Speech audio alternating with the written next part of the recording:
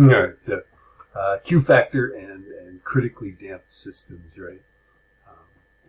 So run the Q factor. A system is critically damped when it returns to equilibrium with a velocity of 0 in the fastest time possible without overshooting equilibrium. Try several Q factors that are less than 1. Okay, what is the Q factor that corresponds to critical damping? Right? So it's got to get to 0 fastest time without overshooting. So let's try this. I'm going to reset this guy. Let's try an oscillation. Let's try 1. And there's 0. Notice that although we arrived at equilibrium pretty quickly, we overshot. Okay, so 1 is too much. All right, let's try, I don't know, how about 0.9?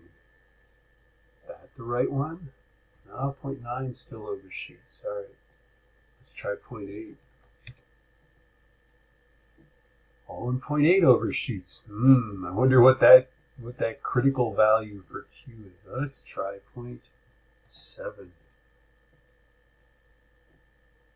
We're getting better, right? It overshoots only just a little bit at 0.7. Let's try 0.6. Ooh, that's pretty close, although it does look like it went just past. Hard to say.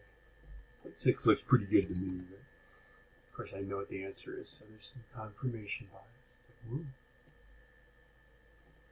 There we go. That looked pretty good, right?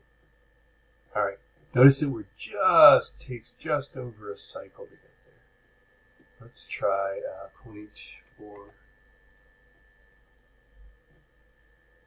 And notice it's just taking a little bit longer to get there, right? 0.5 seemed to be a sweet spot, right? Let's keep going. Let's try 0.2. Whoa, that's the molasses it's going through there. It takes like 2 full cycles, right? The period's 2, right? So 4 seconds, that's like 2 cycles.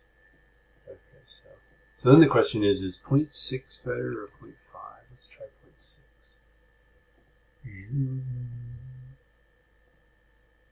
It's hard to say, right?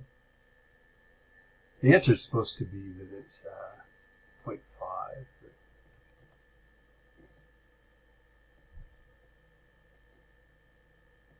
I can't tell the difference between these. I guess 0.6 overshot a little bit. That was the problem. Anyway, there you go. You can make up your own mind in a fair and balanced way.